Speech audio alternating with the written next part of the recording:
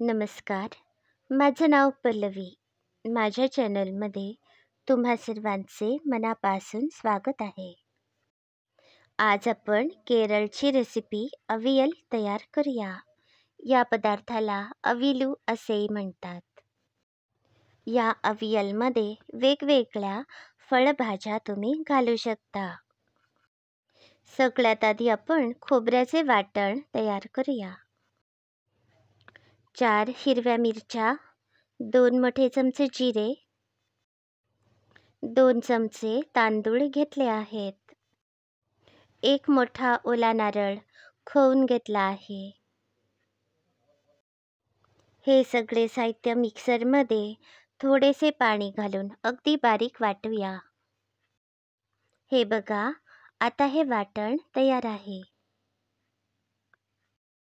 मी वेगवेगळ्या फळभाज्या चिरून घेतल्या आहेत.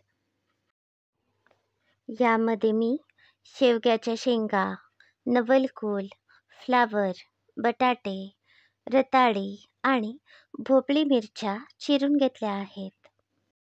याबरोबरच तुम्ही गाजर, काकडी, भोपळा, सुरण या प्रकारच्या भाज्या घालू शकता.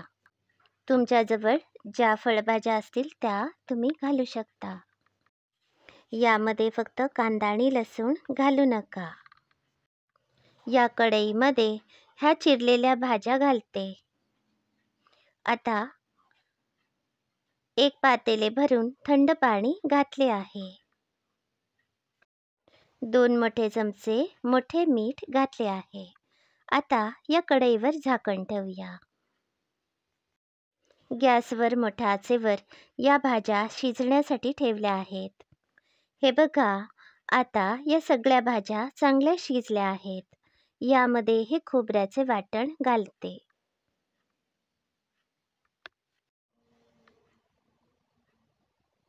ही एक प्रकारची भाजी म्हणू शकतो. ही भाजी दाटसर करायची आहे.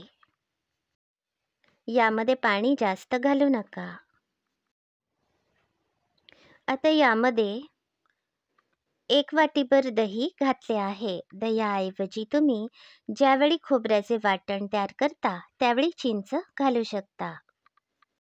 आता मी फोडणी तयार केली आहे. फोडणीचे साहित्य: थोडेसे तेल, 1 चमचा मोहरी, 1 चमचा जिरे, अर्धा चमचा हिंग पावडर, अर्धा चमचा हळद, 1 सुकी मिरची, थोडीशी कडीलिंबाची पाने. आता ही तयार फोडणी या अवियलवर घालते.